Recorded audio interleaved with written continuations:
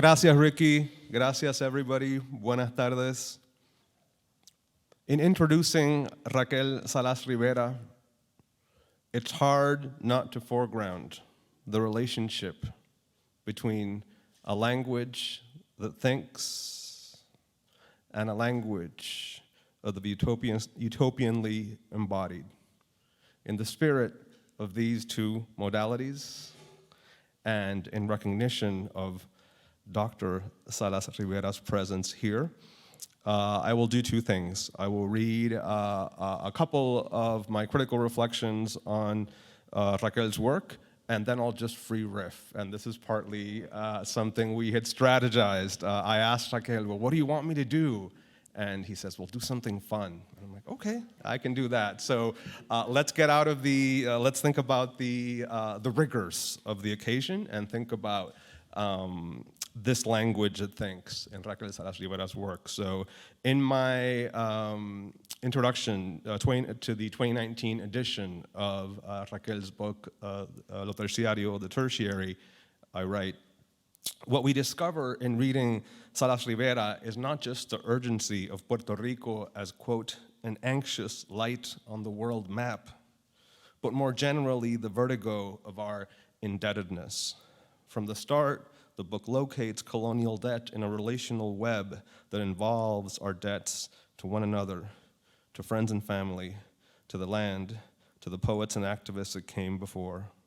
Whether fantasizing about sinking cruise ships and imagining, quote, an anti-cruise ship of hope, or decrying how, quote, the federal government repossessed the House, or worrying about the well-being of protesters camped out against the Fiscal Control Board, Lo Terciario, the Tertiary, remains indebted, then translates the translation into what they call third-degree proximity. And I think that third-degree proximity brings us here today and will be the second part of my reflection. Now, regarding Raquel's latest book, right? So we jump to 2022, Antes que isla volcán, before island is volcano. I recently wrote for NYU's Latinx project the following. Here we witness the oceanic distillation of Salas Rivera's brilliantly incendiary poetics. Now the former Philadelphia Poet Laureate is writing from Puerto Rico, from and to an archipelagic islandness through space, shimmering poems from the perspective of a Boricua Caliban. We read his, quote, sycorax, coquilles, cucubanos, and fireflies, and then we turn the book over upside down and find luciérnagas lighting our way. Austerity and extinction are everywhere here, but so is revolution and the uneasily embodied plenitude of a writing that is always queering and transing, quietly erupting into concrete poetry or handwriting, or simply being and making room for us who, quote, know the world hasn't ended yet, and the radical refusal to translate.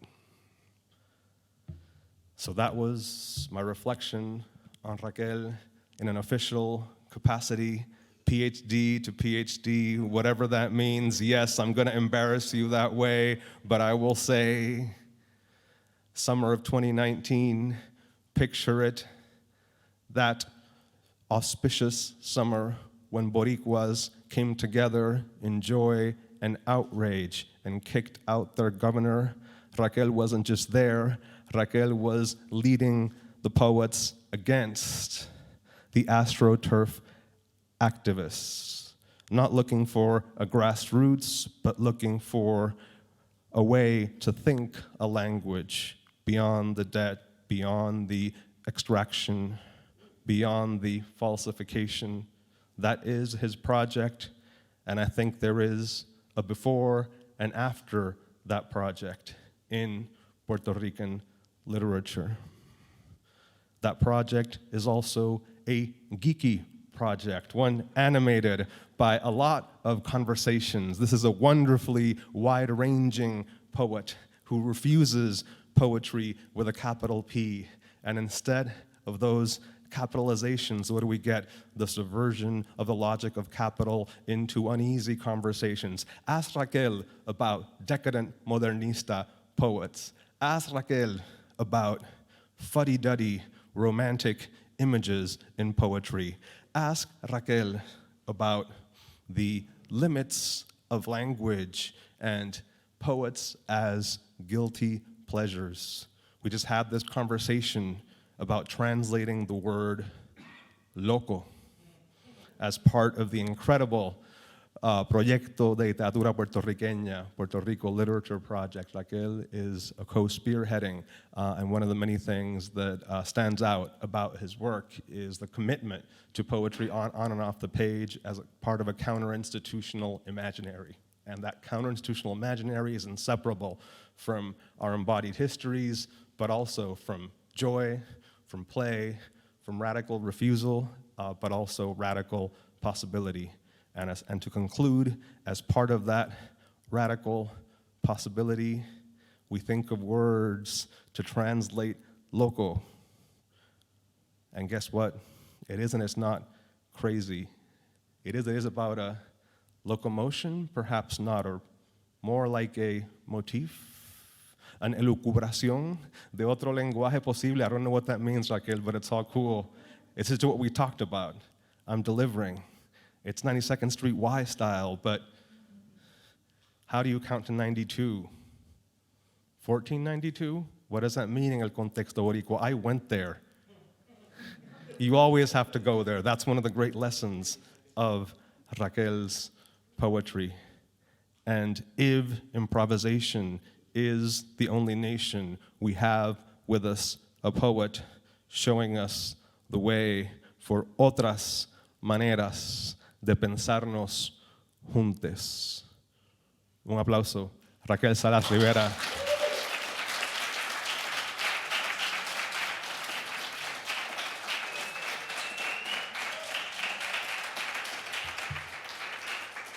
Hola, buenas, ¿cómo están? Buenas noches. Me dieron la instrucción que bajara el micrófono para que no obfuscara las caras, así que lo hice. Voy a estar pendiente al tiempo, porque si me dejan, improviso como Ura. Gracias, Ura, por esa introducción. Gracias, Ricardo Maldonado, ¿dónde está? Por organizar esto. Gracias, Martín Espada. Gracias a Rick. Gracias a todo el mundo realmente por estar aquí, a todos ustedes. Voy a leer un poema de lo terciario y luego voy a leer 2 poemas de mi nuevo libro y luego voy a leer de un proyecto nuevo que es una épica con un personaje de experiencia trans. Tiene varias partes esta épica, pero no voy a leer de todas las partes. Así que nada, aquí estamos. La conversión de una suma de dinero en una suma de mercancías. Por cada poema que compones sobre la deuda, se reúnen 58 unicornios en el fondo de una piscina. Cada vez que escribes muerte a los colonizadores, nace un coquí dorado. Cada vez que repites vota por esta en un sistema colonial, un coquí dorado siembra una ceiba. Por cada 2 compas que le cierran el paso a la Junta de Control Fiscal, se duplican los flanes de coco y las alcapurrias. Cada vez que le crees a una mujer violada, un chamaco de experiencia trans adquiere sus hormonas. Por cada verso que se enrosca en el pecho de mi gente, le gano 5 bibliotecas al imperio. Por cada político oportunista que descabezas, renace mi fe en el sistema educativo. No, maestro, la fe en nosotros. Por cada canción que dedicas a María Gloria o Ángela, recuperamos un cantito de nuestra historia. Por cada sello de solidaridad sin remuneración, un diamante se transforma en colibrí. Cada vez que caramelizo mis pieles en veneno, recupero mi nombre. Cada vez que repites Iván 3 veces al espejo, vuelve como un espectro para vengar sus asesinos. Cada vez que repites Iván 3 veces al espejo, se une al espectro de Jorge Steven. Cada vez que repites Iván 3 veces al espejo, el viento se convierte en láminas que se convertirán en cristales rotos, que se convertirán en aires congelados por los gritos de todos aquellos torturados por la Comay. Por cada deuda que no pagas, hay solo una muchas veces insistida. Le dona 100 hamacas voladoras a las víctimas del neoliberalismo. Por cada cálculo errado salvas una bahía. Por cada bahía que salvas le damos a esta isla un anticrucero de esperanza y hundimos todos los cruceros. Y hundimos todos los cruceros.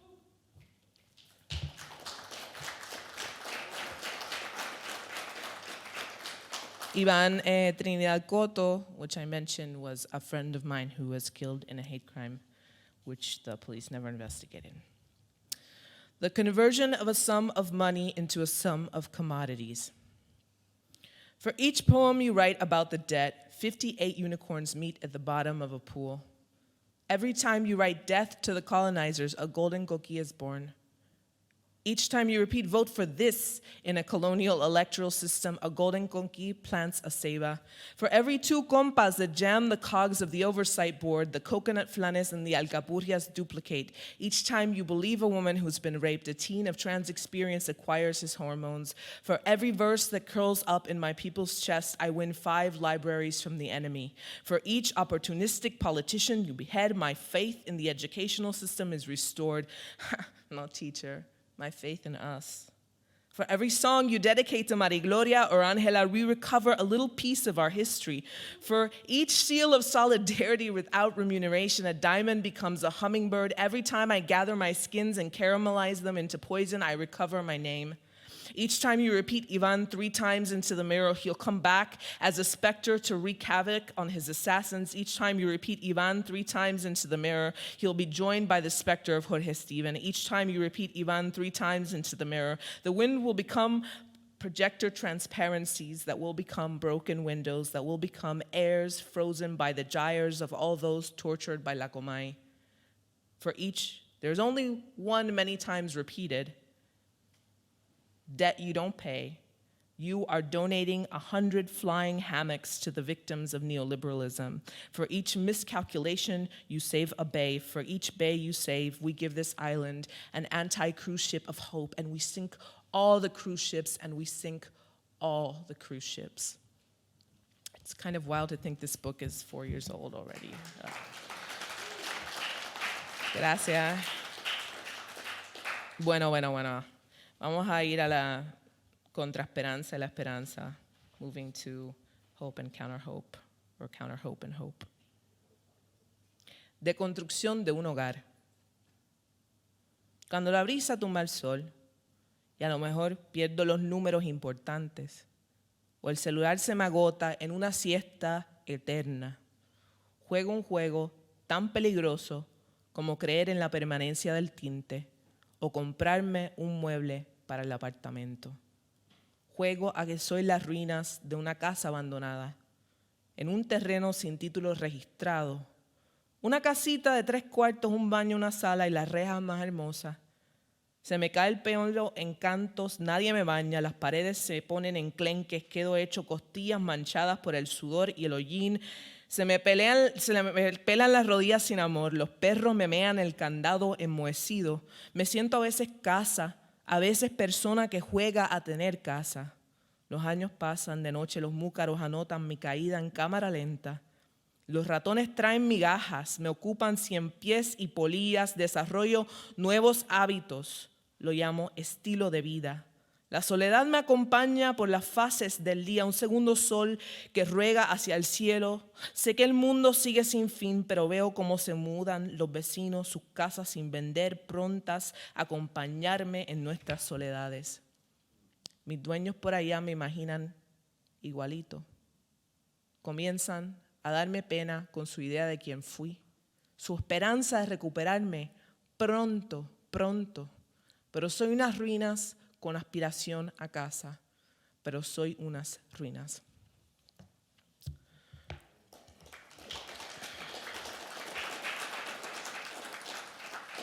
Deconstruction of a home. When the breeze knocks down the sun and I maybe lose the important numbers or my phone knocks out in an eternal nap, I play a game as dangerous as believing in the permanence of die or buying furniture for an apartment. I pretend I am the ruins of an abandoned house that sits on unregistered land, a house with 3 rooms, a bathroom, a living room, and the most beautiful railings. My hair falls in chunks. No one bathes me. The walls grow gaunt. I'm all ribs stained by sweat and soot. My knees peel loveless. The dogs piss on my rusty chain. I sometimes feel like a house. Others like a person who plays at having a house. The years pass. At night, the mucaros note my slow motion decline. The mice bring crumbs. I'm occupied by centipedes and clothed moss. I develop new habits. I call it a lifestyle. Solitude accompanies me through the day's phases, a second sun that begs toward the sky. I know the world hasn't ended, but I see how the neighbors moved, their homes unsold, soon to accompany me in our solitudes. From afar, my owners imagine me unchanged. I start to pity their idea of who I was, their hope of recovering me soon, soon. But I am some ruins that aspire to become house. But I am some ruins.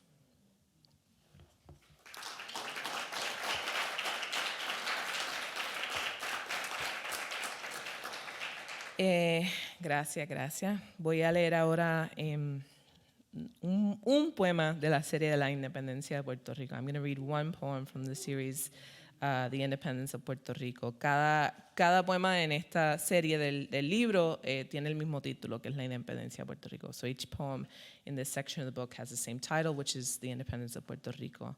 And in part, I just did it to fuck with people. But I also también me imaginaba como un multiverso, ¿no? Todas las personas viviendo sus vidas, pero como todos los caminos van a Roma, todos los caminos van quizás a un futuro compartido. I also sort of imagined a multiverse, right? Where in some ways, even though we all live very different or separate lives, they're all leading to maybe a shared future. La independencia de Puerto Rico. Somos más fieros que la nieve derretida. Somos más grandes que un cementerio de vagones. Somos más rabiosos que los vientos atascados. Somos más inmensos que los ríos en el mar. Somos más amplios que las tiranías gastadas. Somos más tiernos que las raíces con la tierra. Somos más tiernos que la lluvia en el musgo. Somos más tiernos que el temblor del aguacero. Somos más fuertes que los años fajones. Somos más bravos que la angustia acosadora. Somos más bellos que las monarquías universales. Somos más evos que la buena vida soñada. Somos más ricos que los puertos robados. Somos más piratas que los gobiernos federales. Somos más justicieros que los dioses armados. Somos más que lo más mínimo y más que lo más mejor. Somos insularmente suficientes. No le debemos a nadie la pequeñez. No le debemos a nadie la vergüenza. Nos dicen por toda una vida siglada y quintuplegada que somos la menor de las mayores, que somos mucho de lo menos y muy poco de lo más. Pero somos más que lo que dicen, más de lo que se imaginan y más de lo que hasta hoy nos hemos imaginado. Somos las bibliotecas de las casas juntadas en una huelga de datos que añoran sus entrañas de carne historiada. Somos una latitud de correas atadas, sierpes que mudaron su piel de castigo por una cinta de medir el globo para saber si el mundo puede expandirse abriendo pechos. Somos ese cálculo que traza hoy y toca fondo. Somos la fortaleza sin españoles, la caja torácica que aspira al viejo imperio, donde antes se almacenaban cruzadas. Somos fatales, es decir, la muerte de las trincheras y los gobiernos que las inducen. Somos altaneros en la costa y humildes en la cordillera, por eso recogemos café y lo sembramos en los edificios que construimos, los niños que cuidamos, las solicitudes exponenciales que completamos y en todos somos independientes. Hasta en el hueco más colonizado del temor poroso, hasta en la panadería más llena de periódicos de anuncios, hasta en el acto corrosivo de decir que somos islas solamente. Hasta eso lo hemos hecho mirándonos las caras, juntando los bloques de cemento, armando los almacenes de los vecinos. Hasta en la lejanía hemos sido nosotros los que llevamos al correo y enviamos latas y baterías. No temas lo que ya conoces. Llevamos una vida temiéndonos mientras nos roban extraños. Míranos bien, ¿no ves que somos hermosura?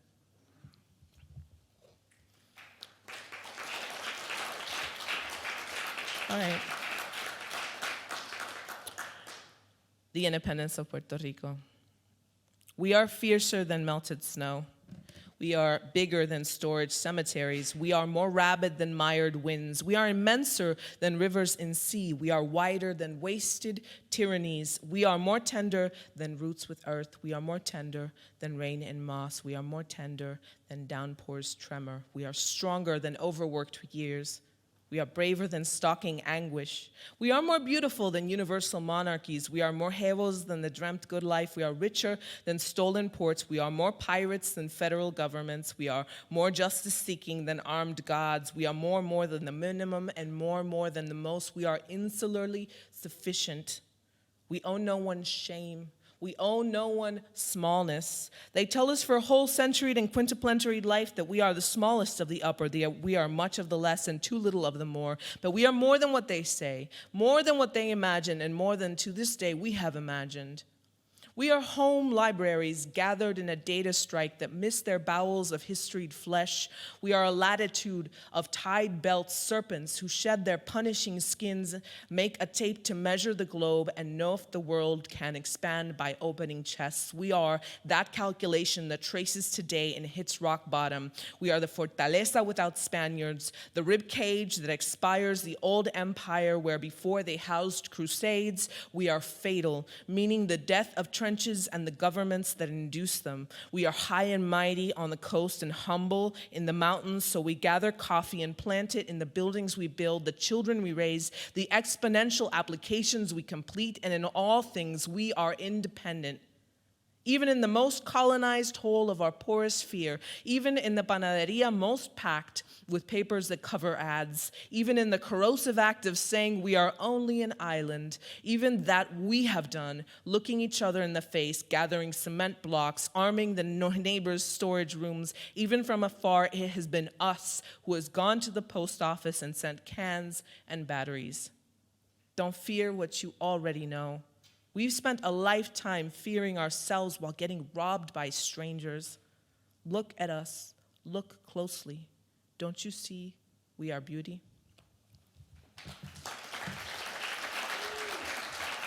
All right. Okay, so, gracias. I saw that book being sold in el aeropuerto Luis Muñoz Marín like yesterday, and I was like in shock.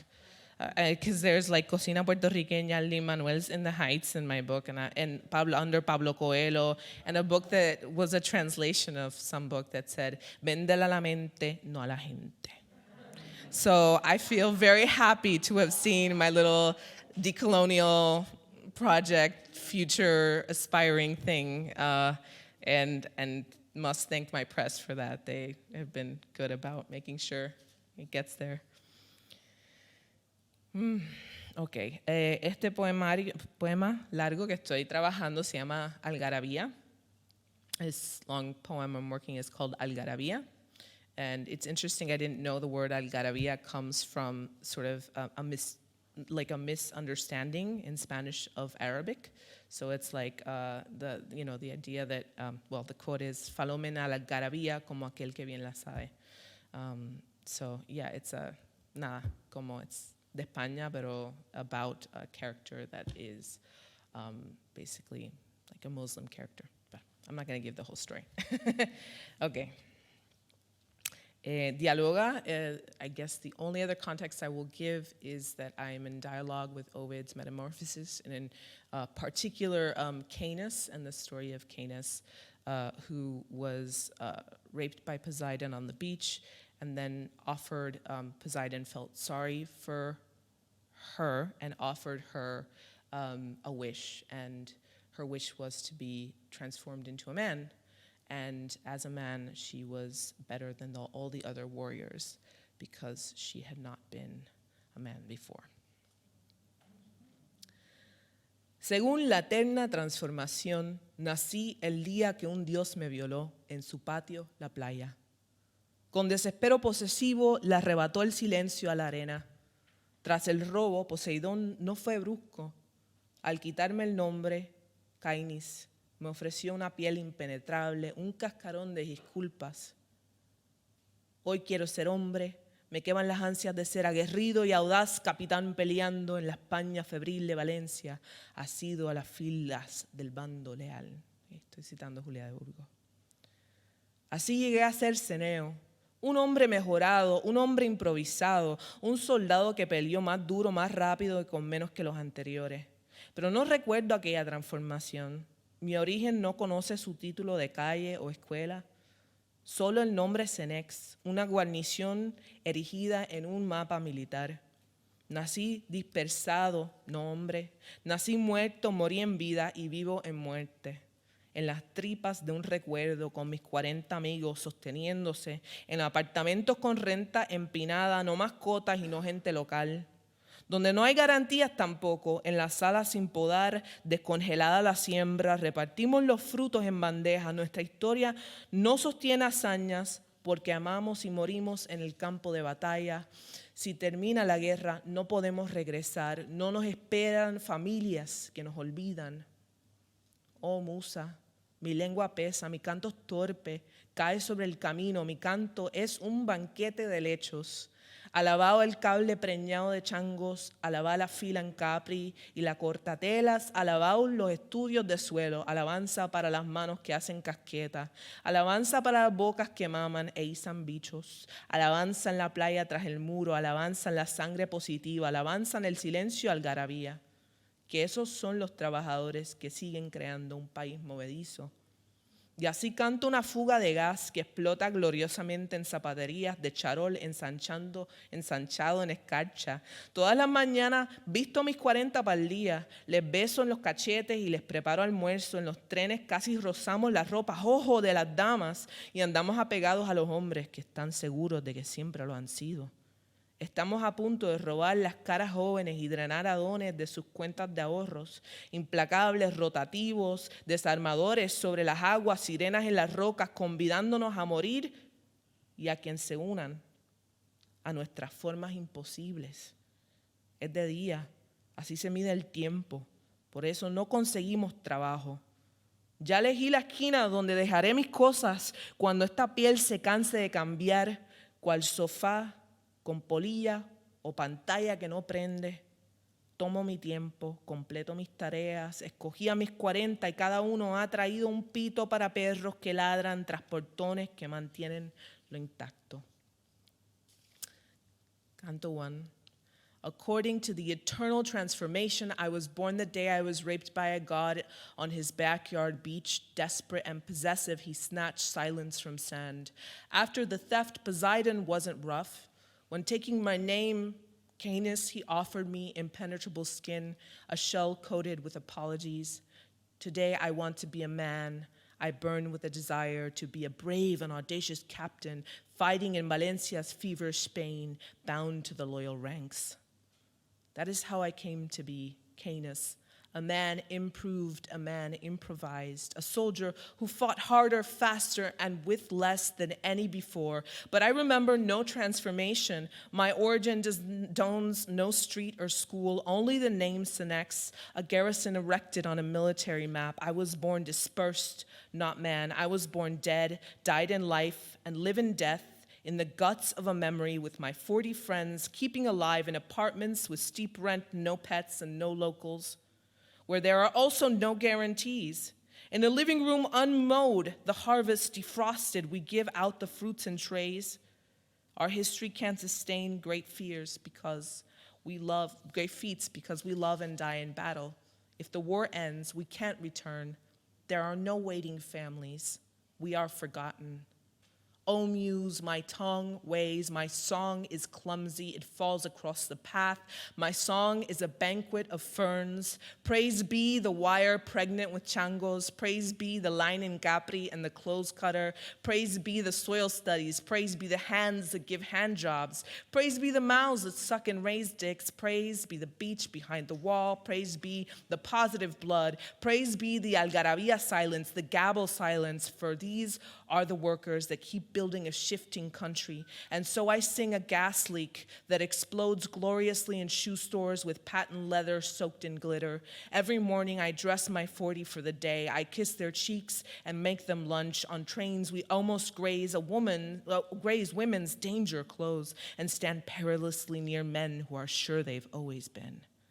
Here we are forever about to steal young faces and drain gentlemen of funds, implacable, rotative, disarming, on the waters, sirens on rocks, inviting men to die and join us in our impossible forms. It is morning. This is how we measure time, and this is why we can't find work.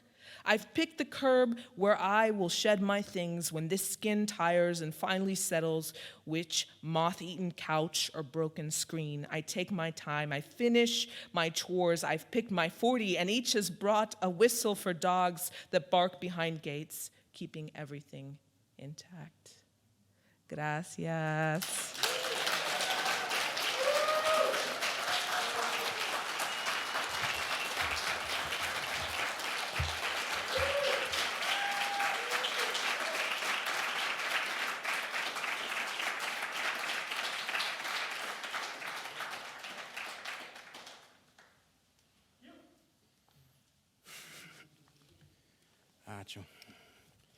Did anybody in this building now? It's all good. Contra esperanza. That word sticks in my head now. I don't know about y'all. I'm usually the funny one. Although when Ura's in the building, I don't know about that. But I have had to go this entire week trying to find contra esperanza, because everything else is just kind of coming at you, and it's really difficult sometimes to move in the world that I move in. I'm a social worker, right? So in thinking about all of this, I was thinking about Martín and his legacy, and so I wanted to share a little something about something that happened and something that happened again. In June of 2018, 4 train stops from this venue, 350 immigrant children arrived at an East Harlem adoption agency from the border of Arizona and Mexico. The first of them arrived under the cover of darkness, without fanfare, without warning, many without identification. Some spoke Spanish. I was asked to find a translator in Quechua. The youngest was 8 months old. All had been separated from their families under orders from the Trump administration to house children separately from their families upon committing the sin of fleeing from war zones or exercising the human right of movimiento, movement. Outraged city officials visited the adoption agency in question. How was it, they wanted to know, that children could be torn from their mothers, placed on airplanes, and flown 2,000 miles north to be placed in foster homes? Others began to ask the question, by what government process, by which trail of dollars does a foster care agency in New York City take custody of 350 out of nearly 3,000, by most conservative estimates, of children separated from their families by the government that year? This week, 19 children and 2 teachers were murdered at the point of a rifle. A weapon of war is more readily available for an 18-year-old in Texas than beer. A weapon of war was turned on school children, and police on the scene waited nearly an hour to enter the building themselves and confront the gunman. Predictably, a number of right-wing outlets online posited for their audiences the theory that the gunman in question was an illegal immigrant and a trans woman. It took a witness on public record in the cases of children of Latinx descent both this week and 4 years ago next month to shame these people who robbed them of their dignity, their families, their lives. It took a witness to name the destructive forces at work: refuge, war, war zone, weaponry. It took a witness to name the shame of darkness, midnight, as cover for the evil wrought in the name of homeland security. In his poem, in memory of the children and educators of Sandy Hook Elementary School in Newtown, Connecticut, the poet Martín Espada says, "Hear the bells sing of a world where weapons crumble deep in the earth, and no one remembers where they are buried. Now the bells pass the word at midnight in the ancient language of bronze, from bell to bell, like ships smuggling news of liberation from island to island, the song rippling through the clouds." It takes a poet to reinvent, to reimagine, to reconstitute a different world, to reclaim a word like midnight and put it back in the imaginations of liberators, to steal it back from the shameful cover of a government-sponsored kidnapping, for instance. It takes a poet to disintegrate the weapons of war turned against children, to imagine a world not just without weapons, but without the memory of weapons. Espada, in his poem Imagine the Angels of Bread, says, if the abolition of slave manacles began as a vision of hands without manacles, then this is the year. Yo soy trabajador social. I work in East Harlem. I worked in East Harlem when 350 children were literally brought to our doorstep, to this neighborhood, which happens to be one of several cradles of Boricua literature in the United States. There are more poets per capita in East Harlem, Lower East Side, the South Bronx, Patterson, New Jersey, Newark, New Jersey, everywhere in this spaceship casita known as New York. Because, and we know, because Clemente Soto Velas taught us, because Juan Antonio Correhead taught us, because Luisa Capetillo taught us, because Martín Espada taught us, that poetry is a revolutionary act. Part and parcel of revolution is poetry. It is not simply the gathering of people in places, nor is it performative respect. It is the belief that human beings make the world they care to make. And it is the gesture toward humanization that so often our politics must ignore in order to continue a certain economic order. The right wing in this country would have us believe that dead bodies are not dead bodies, that children are not children, and that Latinx people are better off invisible. The book you're going to hear from tonight, Floaters, is, in the words of Eleanor Wilmer, vintage Espada, essential, topical, political, irrepressible. In his poems, mercy acquires muscle, and close attention confers value, reminding us that protest and praise rise from the same source. Cyrus Cassels adds, Martín Espada is a fierce activist in verse, decrying with accuracy and urgency the depravity of inhumane detention and acute bigotry. One of America's most indelible voices, as always, Espada's poetry is lion-hearted. I'll tell you this much.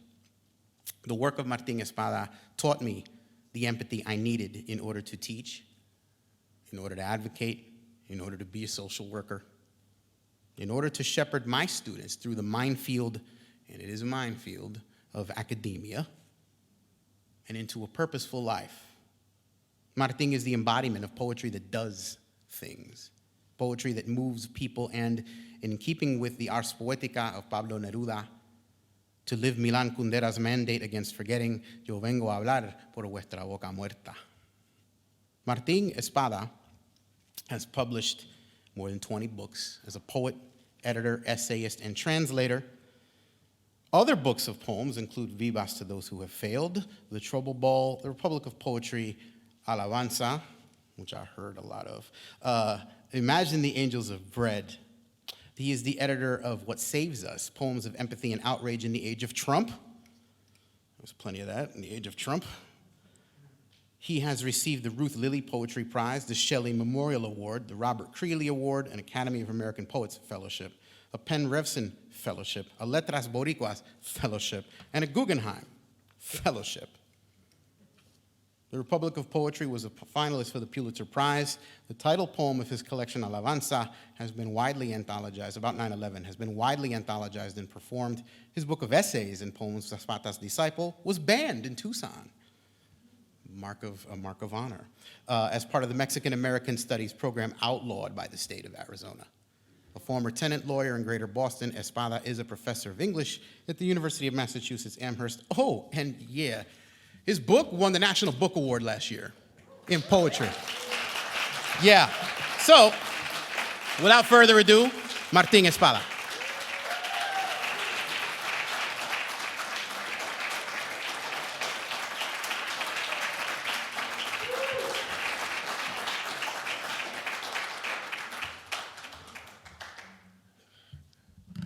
Aha.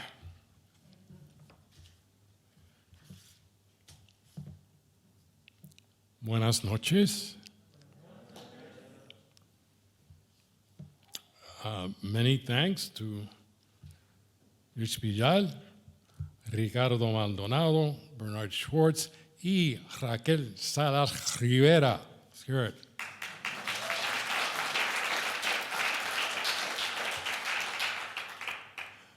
Many thanks, too, to my wife, Lauren, who is here also this evening, and indeed is present on every single page of this book, Floaters. Of course, after that introduction, I'm going to read something that's not even in the book. This is a new poem. I finished it this morning.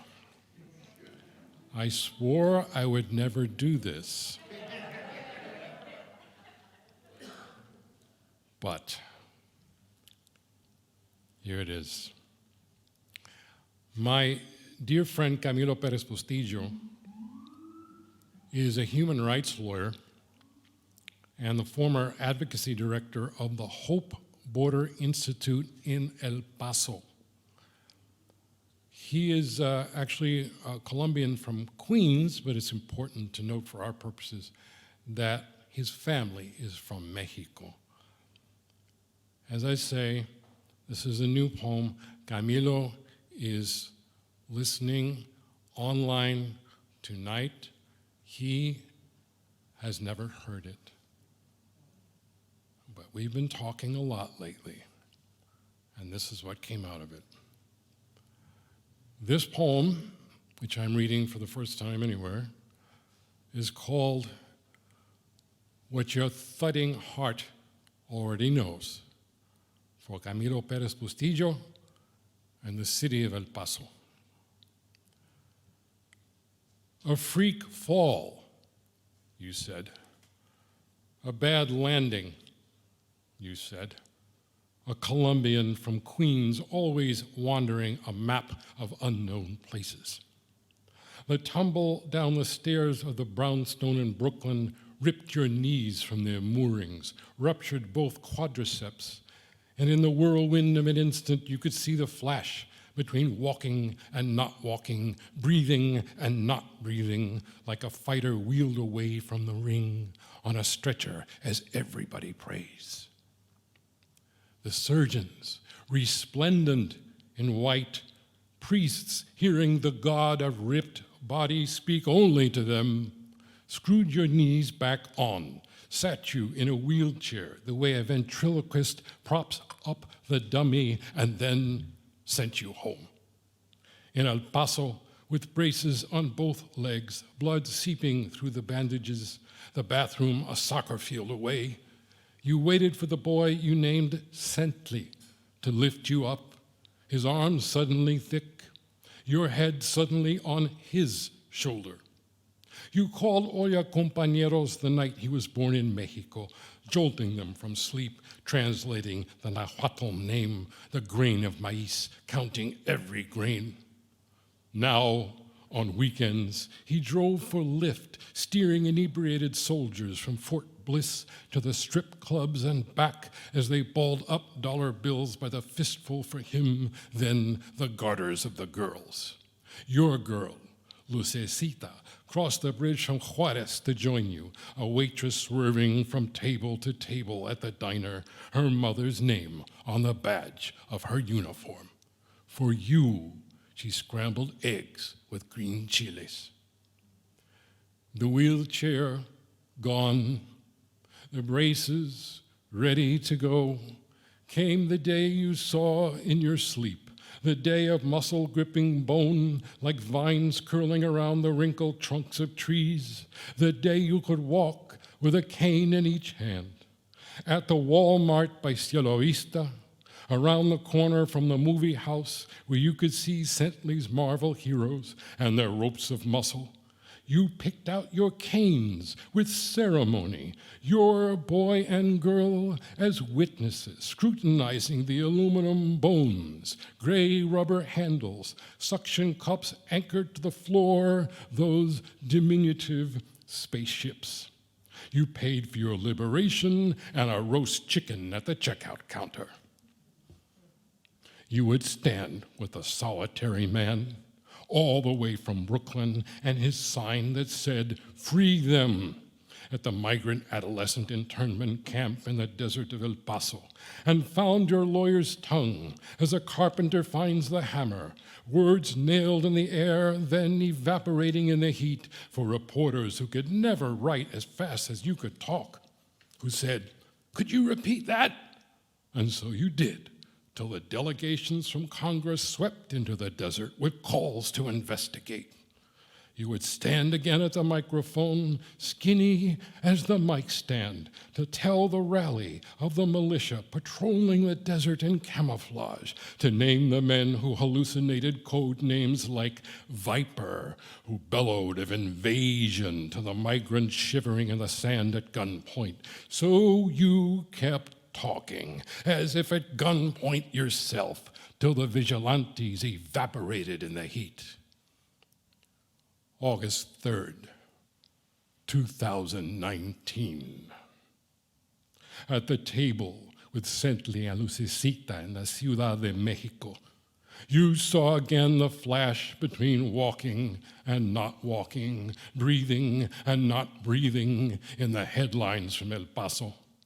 The shooter left his job selling popcorn in a movie house to navigate 650 miles across the map of Texas, stopping only to scald his throat with coffee or stare in the mirrors of gas station bathrooms, the manifesto he nailed to the message board, shimmering in the mine shaft of his head. The Hispanic invasion of Texas. Open borders, free health care for illegals, cultural and ethnic replacement. He wandered through the aisles of your Walmart by Cielo Vista, another boy who would drizzle extra butter on the popcorn, then came back wearing headphones and safety glasses like a mantis with eyes swiveling in search of prey, the AK-47 at his shoulder, the Mexicans in his sights. Later, as the scrapbook of the dead flipped across screens and newspapers, unaware the snapshots that they would never walk or breathe, you saw a face you knew, a man at the edge of a crowd who turns and walks away as you call his name and call his name again. He was a bus driver for the city of El Paso who marched for the army and the Chicano movement, who sat a few times at the back of your class called Human Rights at the Border and would raise his hand. How you long for a beer in a bar with him now. How you wonder if your lawyer's fireworks show of words burst in the sky of the boy with the rifle, why he drew a circle on the map around El Paso. In the vision you cannot swat from your eyes, you lean on your canes at the Walmart, close to the checkout counter where the bus driver bags the last of his groceries as the crowd stampedes to the back of the store with the gunshots popping in the parking lot, and your knees tell you what your thudding heart already knows, that you cannot flee to dive and roll under a table or a storage bin. Sentle and Lucecita stand with you, refusing to run with the others, to leave their father wobbly on his canes in the medical supply aisle to face the bullets alone. Your boy's arms are suddenly thick around you. Your head is suddenly on his shoulder.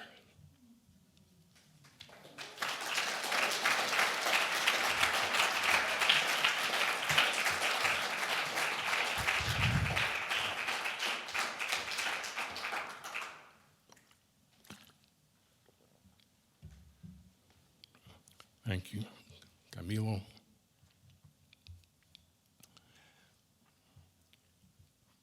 You here and listening out there might well remember a viral photograph.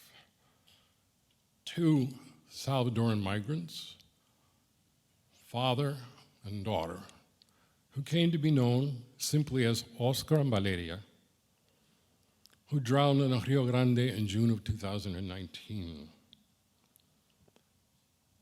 That photograph triggered outrage, triggered grief. It also triggered what we now call trutherism. There was an anonymous post in the I'm 1015 Border Patrol Facebook group charging that this photograph was a fake. So, this poem, which is the title poem of the book, is a response to that photograph and to these charges. And floaters, by the way, is a term used by many members of the Border Patrol to describe those who have drowned crossing over. So here we are, floaters. Epigraph. Okay, I'm gonna go ahead and ask, have y'all ever seen floaters this clean? I'm not trying to be an ass, but I have never seen floaters like this.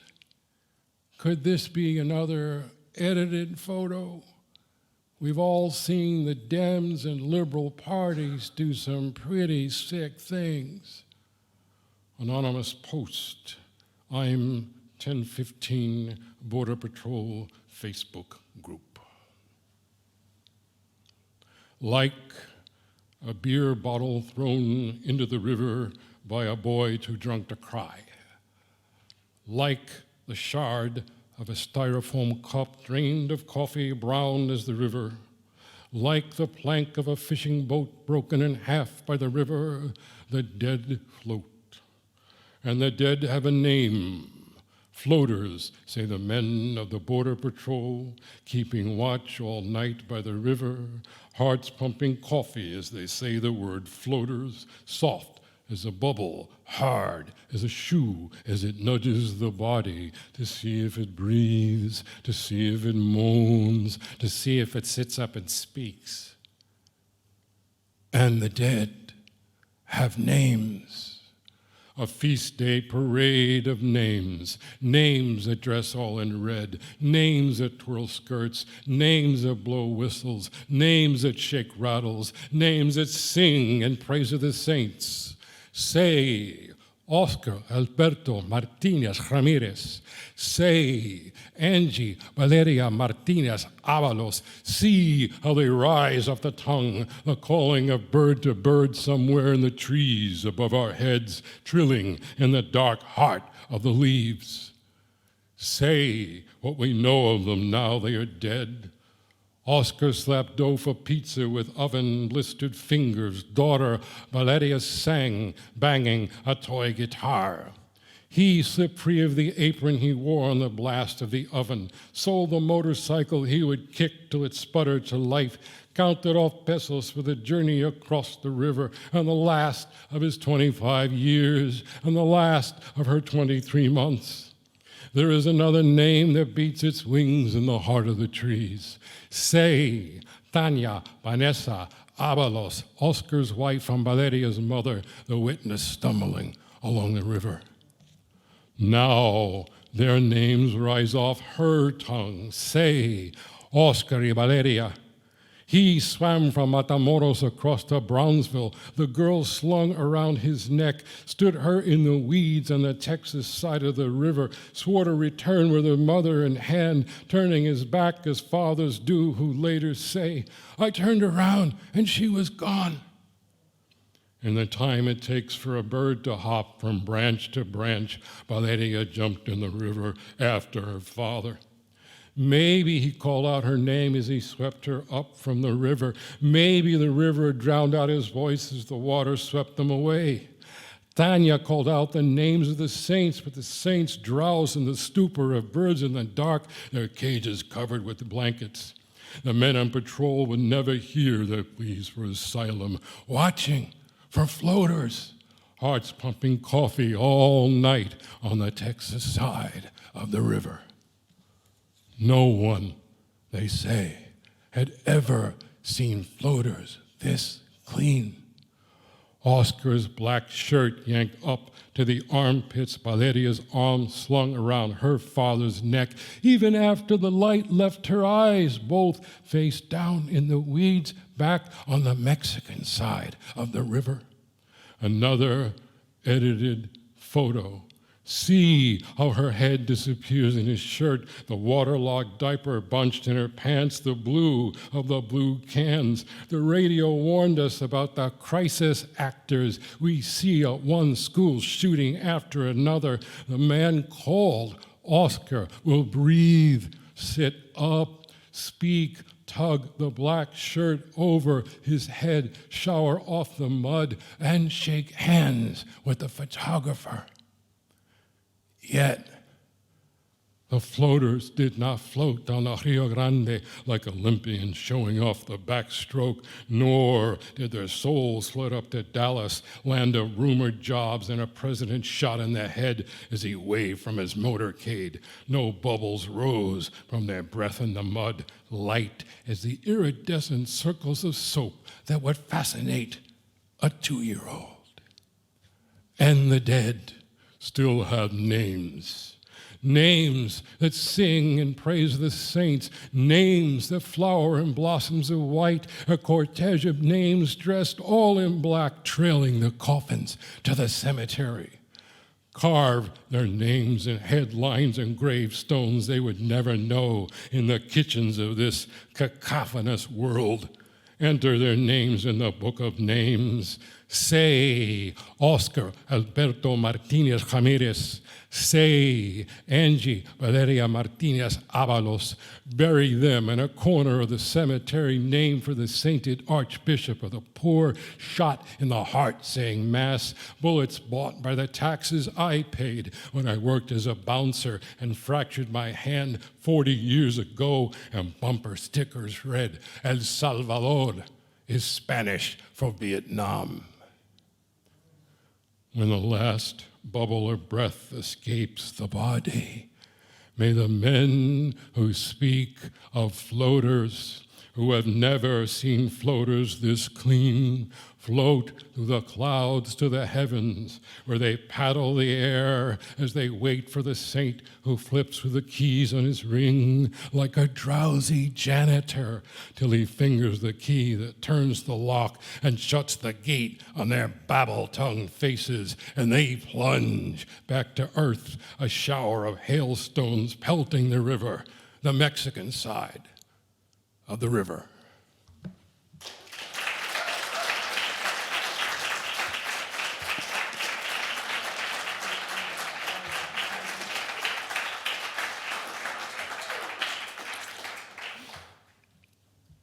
Well, I firmly believe that times of hate call for poems of love. And so there are love poems in this book for my wife, Laura Marie Espada, poet, novelist, teacher. She taught for many years in urban education from Paterson, New Jersey to Springfield, Massachusetts, which is in part the setting of the next poem. She would leave in the dark and come home in the dark. And Aubade, as I'm sure you know, is a French verse poem that has to do with the parting of lovers at dawn. And did we ever? So, this is Aubade with concussion. Epigraph: Poverty is black ice, Naomi Ajala. You leave me sleeping in the dark. You kiss me and I stir, fingers in your hair, eyes open, unseeing. You leave me asleep every morning, commuting to the school in the city at sunrise. The landlord's driveway, a muddy creek, ices over hard after the freezing rain clatters all night. Your feet fly up, your head slamming the ground, an eclipse of the sun flooding your eyes. You sleep under the car. No one knows how long you sleep. You awake with 100 ice picks stabbing your eardrums. You awake, coat and hair soaked, and somehow drive to school. You remember to turn left at the Smith & Wesson factory. The other teachers lead you by the elbow to Mercy Hospital. Will you pause when the nurse asks your name? Will you claim your pain level is a 4? And they slide you into the white coffin of an MRI machine. You hold your breath. They film your brain. Concussion, the word we use for the boxer plunging face first to the canvas after the uppercut blindsided him, not the teacher commuting to school at sunrise in a Subaru Crosstrek.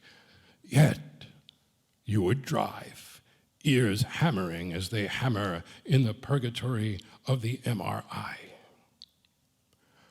A week before, Isabella came to you in the classroom and said, "Miss, I cannot sleep. 3 days, I cannot sleep." Her boyfriend called at 2 a.m. and she did not pick up. At 3 a.m., a single shot to the head put him to sleep, and he will sleep forever, his body hidden beneath a car in a parking lot on Maple Street. The cops, the television cameras, the neighbors, all gathering at the yellow tape carnival of his corpse. You said to Isabella, "Take this journal, write it down. You don't have to show me. You don't have to show anyone." On the cover of the journal you bought at the drugstore was the word dream. Isabella sat there in your classroom at your desk, pencil waving in furious circles. By lunchtime, as her friends slapped each other, Isabella slept, head on the desk, face pressed against the pages of the journal. This is why I watch you sleep at 3 a.m. when the sleeping pills fail to quell the strike meeting in my brain. This is why I say to you when you kiss me in my sleep, "Don't go. Don't go." You have to go.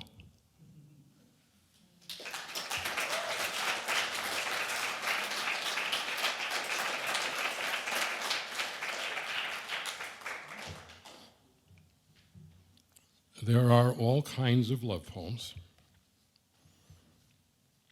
This one's for Jack Agüeros.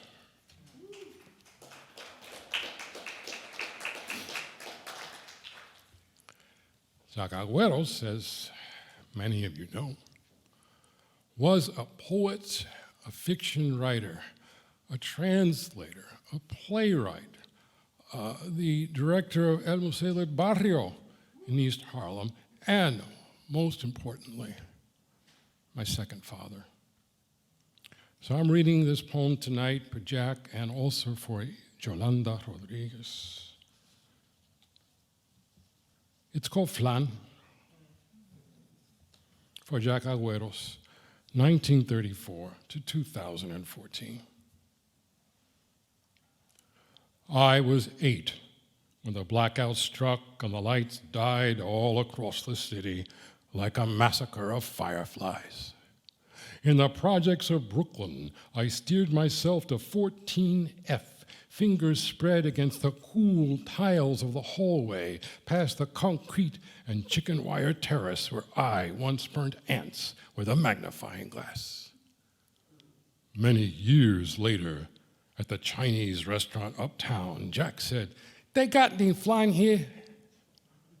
He was my first poet. I had seen the fireflies in his sonnets blink and float away. Fulano, the philosopher in the unemployment line. Blanco, the painter, painting in the madhouse. Monterosa, the dealer killed by shotgun in a bar on Avenue A. His mother, the seamstress, and the quick needle of her sewing machine. Jack, the moving man, his hands sliced raw. He stacked his apartment with dictionaries in 3 languages. I knew the raconteur's grin with every tale. Raúl, he's a friend of mine. A Puerto Rican playing Macbeth. He took 14 curtain calls on opening night. Maybe he would tell me now that flan was not Puerto Rican or Mexican or Spanish, but Chinese, invented by a trembling cook to satisfy the palate of an emperor in the Ming Dynasty. "No flan, Jack," I said. "This is a Chinese restaurant." 2 minutes later, he said, "They got any flan?" I showed him the dog-eared and fingerprinted menu. "No flan," I said. When the waiter unfurled his pad, Jack said to him, "You got flan?" He sang this song for an hour. The egg roll was not flan. The fried rice was not flan. The fortune cookie was not flan. "Can we get some flan?" he said. "God damn it, Jack," I said. The poets crowded into the bar, striding to the mic. Jack stood with a poem in hand, read the title, tilted his head, and said it again. Studied the page as if the words shriveled up like ants burnt under a magnifying glass, then sat down. I witnessed the massacre of fireflies. A few of us clapped, not knowing what to do with our hands, staring at the sonneteer who lost all his quatrains and couplets in the denim jacket he left on the subway, the words of Fulano still waiting on the unemployment line. The faster you spin, the stiller you look. There's something to learn in that. But what? After the diagnosis, I handed Jack a book of poems. He dangled the book upside down like a stiff mouse by the tail, something we would sniff behind the refrigerator. I wanted sonnets. Jack kept singing the chorus of a song. "Get me to the church, get me to the church, get me to the church on time." At the end, I leaned over Jack's bed to read his own poem in his ear, but some words come home after the blackout, fingers crawling on the wall. I know what I should have said at the Chinese restaurant. "Jack, let's get some flan."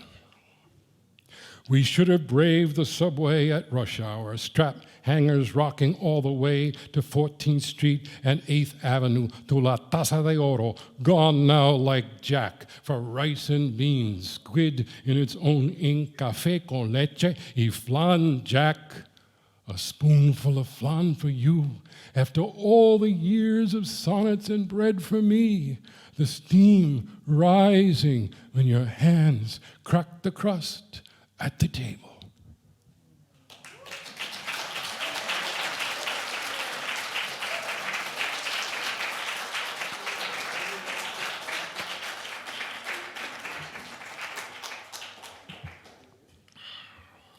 Thank you. And I'm going to finish my reading tonight with this poem. Thank you all for being here tonight.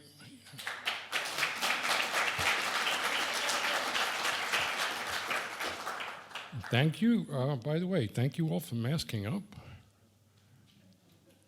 I mean, it's a little bit like reading to a convention of train robbers. But thank you. This is the last poem in the book, Floaters. And I address it to my father, Francisco Luis Espada. Frank Espada was born in the mountain town of Utuado, Puerto Rico in the year 1930 and died in Pacifica, California in 2014. He was a community organizer.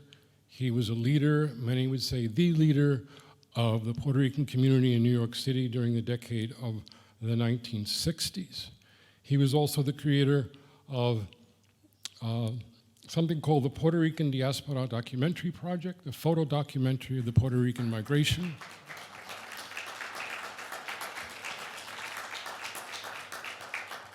He was a documentary photographer and now has his work included in the collections of the Smithsonian Museum of American History, the Smithsonian Museum of American Art, the National Portrait Gallery, and the Library of Congress.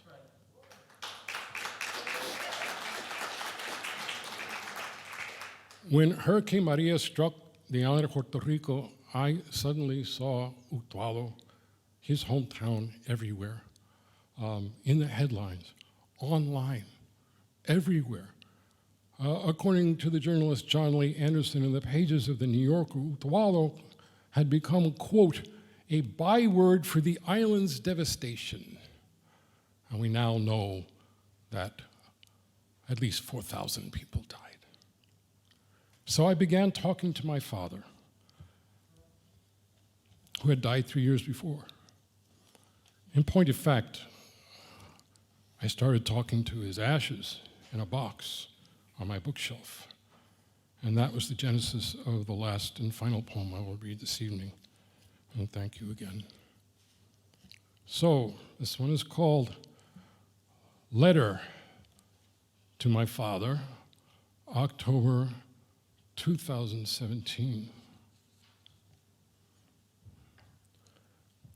You once said, my reward for this life will be 1,000 pounds of dirt shoveled in my face. You are wrong.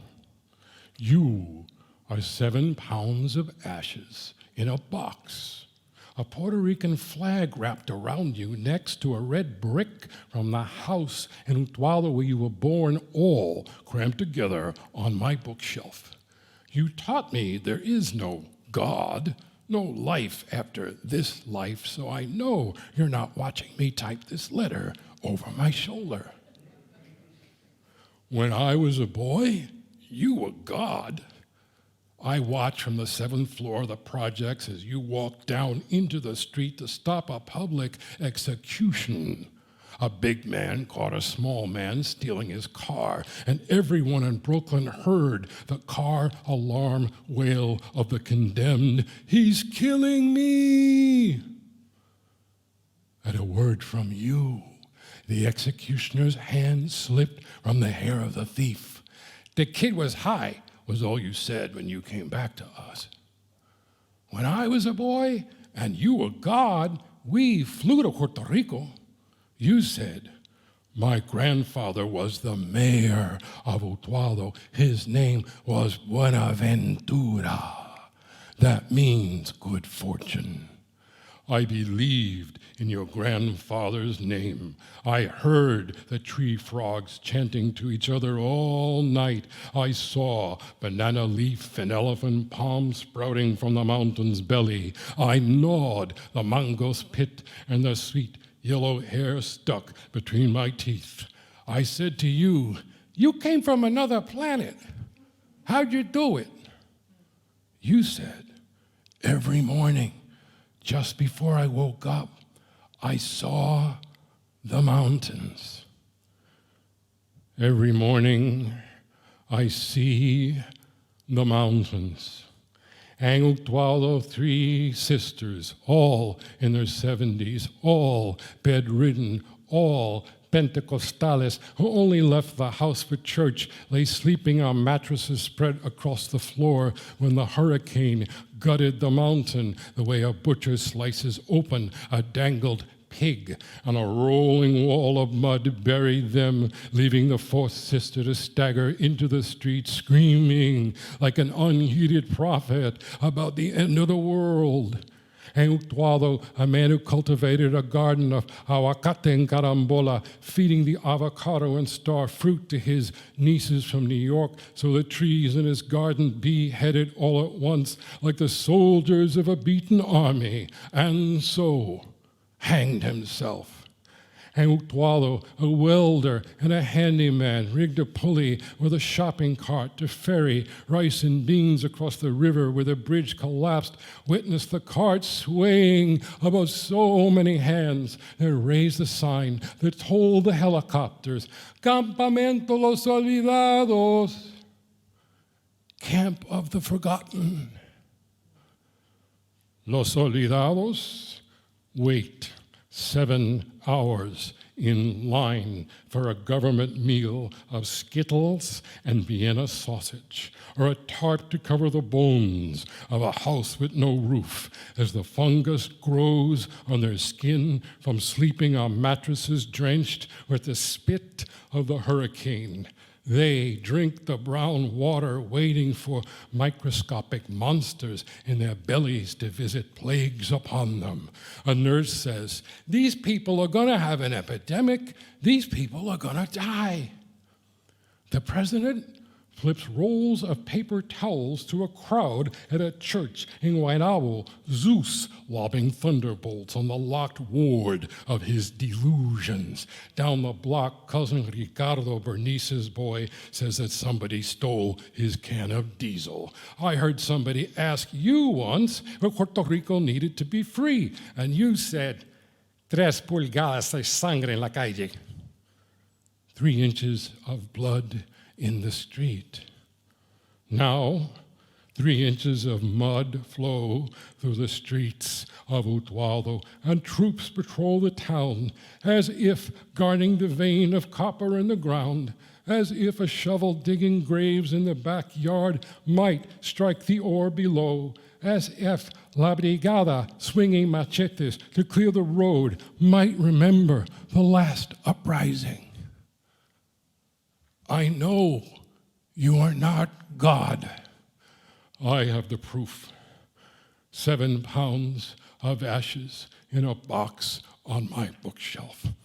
Gods do not die, and yet I want you to be God again. Stride from the crowd to seize the president's arm before another roll of paper towels sails away. Thunder Spanish obscenities in his face. Banish him to a roofless rainstorm in Utuado so he unravels one soaked sheet after another till there is nothing left but his cardboard heart. I promised myself I would stop talking to you, white box of gray grit. You were deaf even before you died. Hear my promise now. I will take you to the mountains where houses lost like ships at sea rise blue and yellow from the mud.